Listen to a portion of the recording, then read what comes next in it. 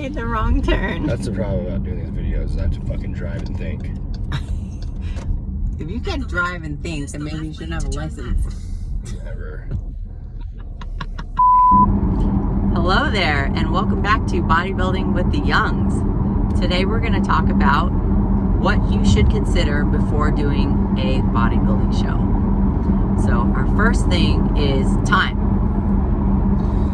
So, time, that's a big one. One of the biggest things I tell people before they decide to do this is, do you have time to actually commit to this? Do you have, anywhere from 12 to 24 weeks to do this, and really commit to it? So many people think they want to get into bodybuilding because, they saw their friends do it, it looks cool, and they see the stage shots, and people follow you on Instagram, it's all great, but they don't really consider what it entails. Bodybuilding is like a full-time job. It's, it gets to the end, you're doing cardio, sometimes you're doing that twice a day, you gotta train, you gotta get 6 meals in, you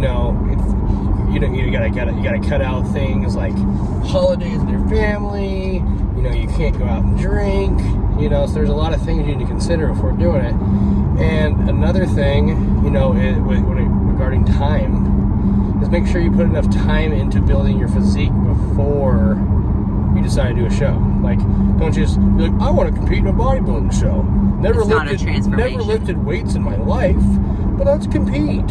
Like, take the time to actually build the muscle to be competitive. Right. So you're not the dude that's standing on the corner, on the very end, and standing there and people are wondering why the fuck you did this and who was fucking dumb enough to tell you to do this. You don't want to be that guy, I promise you. Like I tell my clients, if I tell you to not do this show, I promise you I'm doing you a favor. Yeah.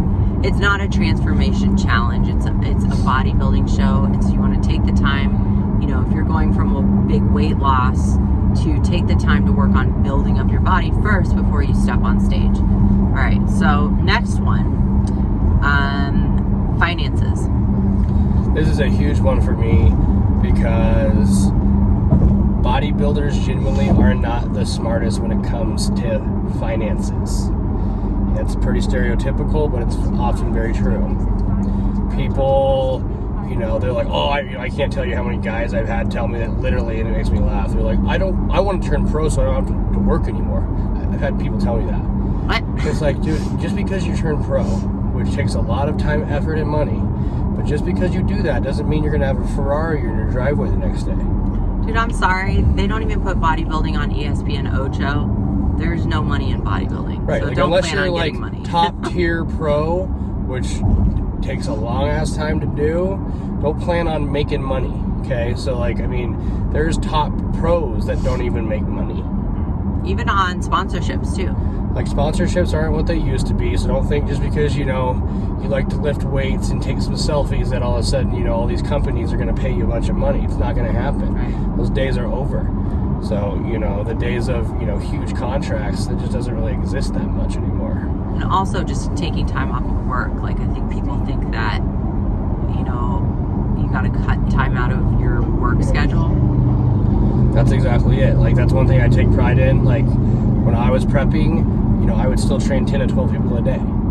I would never let bodybuilding get in the way of my financial goals, because I knew that doing bodybuilding shows wasn't going to make me a ton of money. If I won a 212 bodybuilding show, I made like $3,000 if I won. I make that in less than a week training clients at arm rest. So you just got to think, what's really important. Obviously you got to do what you got to do for your show, but don't jeopardize yourself by putting yourself in a financial hole for the show either. Yeah. Because that's not smart either. For sure. Okay, so if you're one of those people that's crying out 13 weeks out from your show, maybe you don't have the mental toughness that it takes to actually do the show. So that brings us to our next top 5, and that's number 3, mental toughness. So that's probably the biggest thing I look for when a competitor first comes to me is do they have the mental toughness to even do this? So many people, again, they think they want to do a bodybuilding show, but they really don't know what they're getting themselves into.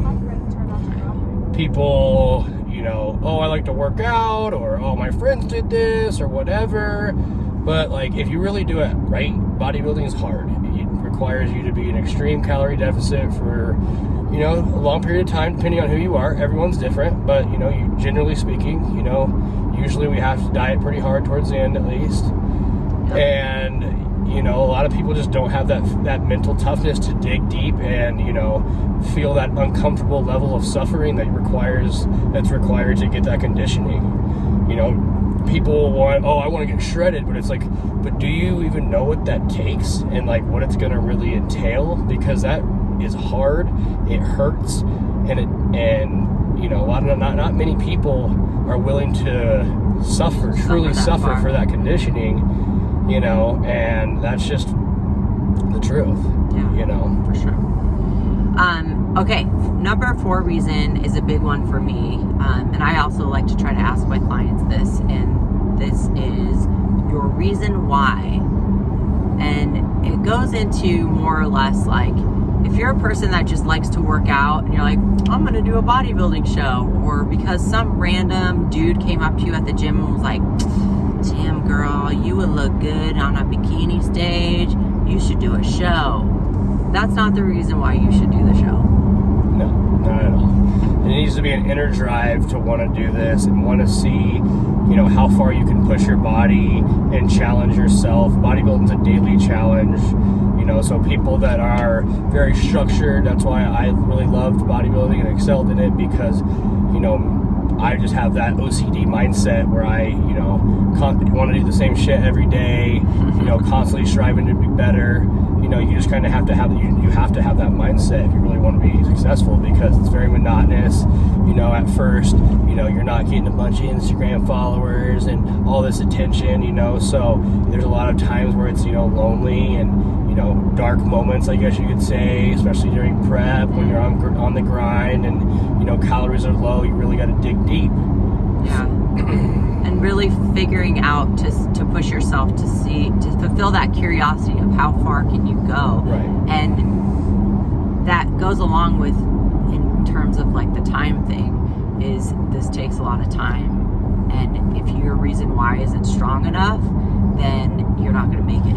If you're not doing it for yourself, like if you're doing it for somebody else, or friends want you to, you broke up with your girlfriend, so you need something to refocus, or you're just bored, like it's not a good thing. It's not for you. It has to be an inner drive to want to better yourself and really pursue this 100%. Totally. Okay, our last one, top 5 reason is relationships, because doing a bodybuilding show will affect your relationships. 100%. I think the biggest thing with that is just support. You know, that's the biggest thing, and also having someone that, I hate to say, gets it, because you know, you're doing this for 12 weeks. You know, people sit there like, you know, if you just started dating, you know, people, oh yeah, you know, I totally think that's great that you want to do a show, but they also don't know what that entails either. So a lot of these people that, you know, if it's a new relationship, they think, oh yeah, I can, you know, I'll support you, and then, you know, 4 weeks in, they're bored and they want to go drink and, you know, eat on a date, but you can't because you're on prep. Yeah. So the support thing is huge. So, you know, I mean, I always tell people, you know, if you're really serious about it, you know, either that person is just like down for you 100%, or they also do it, you know, to a similar level and they have similar goals as you. And I always, like, my family, we're Greek and we gather around food all the time. And when I would do shows, it's kind of like rude to not participate in, you know, the festivities. If somebody offers you a plate, you know, you are supposed to eat it and take part in that. But I had to explain to my family, you know, like, I can't do that at that time, you know. So I think educating your family and your, you know, your spouse or whoever is you're in a relationship with, is important to understand that, like, this is something that I'm going to be going through and I need your support, and, you know, I can still hang out with you, but I'm not going to be able to participate in eating all the food. So you're going to have to be okay with that. And sometimes it makes people feel insecure. Like, I'd bring my prep food to an office that I used to work at, and some of the people at the office would be like, you why are you eating that, But a lot of the time, that's just their insecurities. Like, they see you eating healthy, and they see you, achieving goals and pursuing, this bodybuilding competition, and it just makes people feel like, oh, well, I'm not doing anything. So unconsciously, it makes them feel like shit. So I always tell my clients, that's their problem. Don't, if people are giving you shit or, whatever, who cares? Because I guarantee you they're just jealous because they could never do what you're doing. So, that's another thing. So those are our top 5 reasons. Hopefully they helped you. And next time you think about competing, if you haven't before, consider those 5 things. Peace out.